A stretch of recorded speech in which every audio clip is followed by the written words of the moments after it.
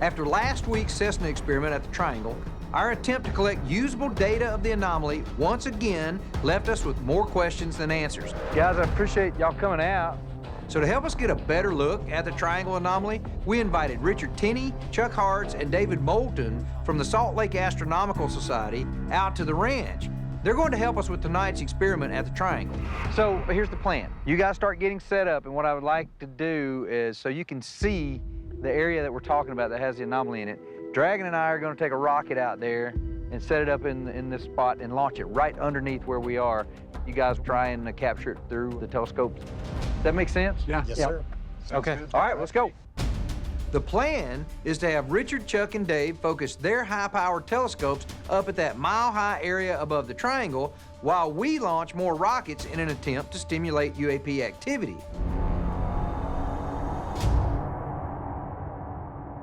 As soon as it was dark enough to see the stars, it was time to start the experiment. I want to fire rockets straight up from the inside of the Triangle while the astronomers view and capture incredibly close images of the anomaly. And hopefully, they can record something we can analyze later. Whenever they're ready. All right, so let's lock it about right there. Like that? Yep. Okay. The wind's picking up a little bit more. Hey, Bryant, Travis, you guys ready for launch? We're waiting on him. Yeah, we are, Eric. Anytime you're ready, we can start the timer, go radio silence, and we will launch. Please stand by. Give me a moment. I'm having trouble getting my computerized mount aligned. Hey, Bryant, please hold. We're not ready. Hold in the count. No problem. We'll hold. Just let us know. Well, don't let me distract you, but if you can describe briefly what is the function that you're trying to do that it's not doing?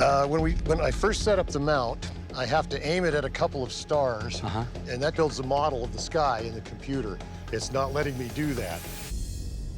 I've had this particular telescope over 10 years now, and I have never had a problem like this. As soon as I try to point it to the anomaly area, any object, and that's a big piece of sky. There are a lot of things in the catalog in that part of the sky, and I can find things all around the perimeter of it, but nothing in the middle. It was baffling that telescopes of this caliber, design, and from different manufacturers would all glitch like that. In fact, we've had so many sophisticated equipment failures take place during our experiments that it's almost become a sign that something strange is about to happen on the ranch. We need to launch this rocket now. I want it to go. When the professional-grade astronomical telescopes failed, I knew this could be one of those times where ranch activity really starts to kick up. Tell them to get ready for a countdown. We're gonna launch in 2 minutes. Okay, we're gonna launch this rocket in 2 minutes. So I wanted to start launching rockets as fast as we could and see if we could get a response from the anomaly above the Triangle. 5, 4, 3, 2, 1. Need that one shot up there. There it is. Since the telescope computers wouldn't align with the stars, the astronomers had to align them manually. But when they moved the telescopes to look at the anomaly, the telescopes failed. Their cameras wouldn't get an image through the Triangle anomaly.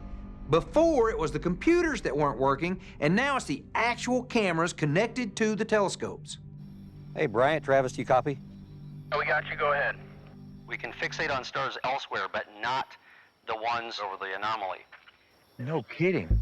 So I think it'd be a good idea just to shine the laser straight up. To provide a reference that we can fixate on. That's what we were gonna do. Okay, if you're ready, we will shine it right now. Go right up the launch rail. Since the telescope's computer wasn't working, Eric got the idea to have Caleb aim a military-grade laser pointer up through the Triangle so that Chuck could manually focus on it to see if anything strange could be identified in the anomalous zone.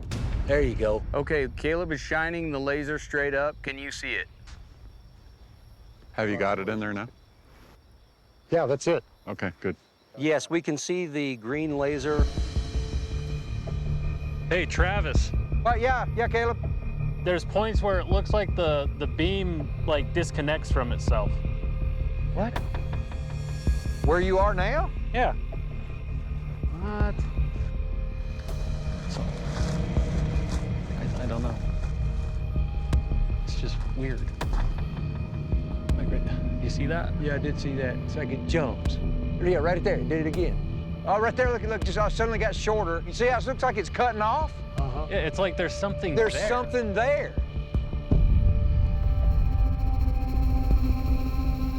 When Caleb pointed the laser up through the triangle, we expected it to just go straight up.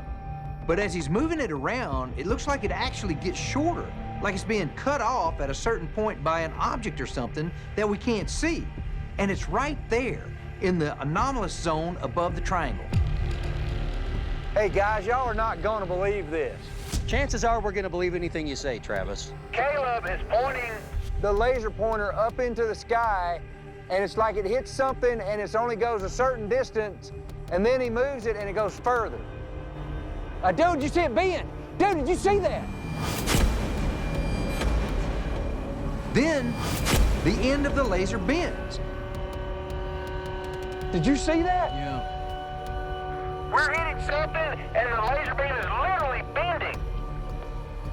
What in the hell is that? I can see it like bending. Oh, I'm watching two beams. I am literally watching two beams from right here. It makes a Y out of the beam. And then the laser actually splits into a Y. We can see two beams happening. When it hits something up there, God, I wish I could see that from here. we really need to launch this rocket through that. Come on, Dragon, let's get this rocket ready. Can shoot it right through where that is. All I could think was that maybe we finally pinpointed the anomaly above the triangle where the laser beam was splitting. So it was definitely time to fire a rocket up there and see what would happen. I want it to go. Keep that laser beam up there, Caleb. I'm gonna try to point this rocket there. All right, that's where I'm pointing. I'm pointing right at right that. there. Yep. Okay, everybody clear back. We've seen a lot of weird stuff, and I'm hoping the rockets will go right through that spot and they can see if something weird happens to its trajectory through the telescopes while it's going. 5, 4, 3, 2, 1. I'll go grab that. All right, I'll tell you what, Caleb. Just get it and just meet us back at the helipad. Dragon and I will break down, load everything up and head back. Eric, the cows have pushed in on us. Is it all of them, or is it just a few? The whole herd is scattered through the entire field. Something's definitely scared them and stirred them up. We often talk about these cows being biosensors. And after what's happened in the past with animals on this ranch, we always keep a keen eye on the cattle for any strange activity.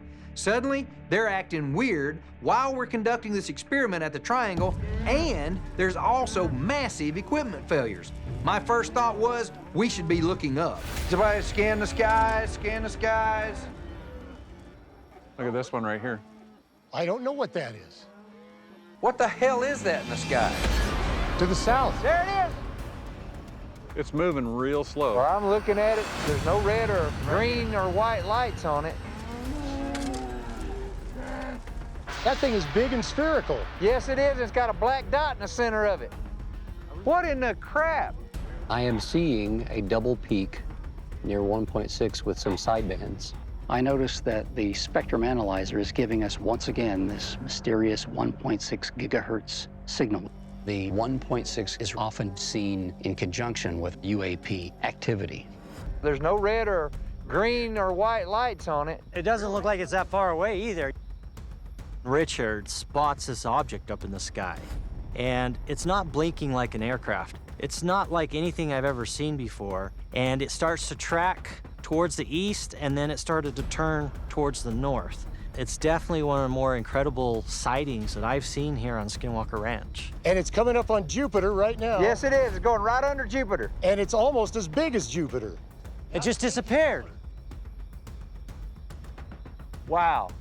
This is the kind of thing that makes us feel like it's targeted. Yeah. You know, the fact that you can pick up a star anywhere, but when you go to the spot that we're trying to observe, it doesn't work. How can something know that you were pointing that Dobsonian telescope in that direction? There's no electronic setting circles, no encoders, There's nothing, no GPS, there's nothing on that. Nope. You get away from the anomaly and everything's normal again.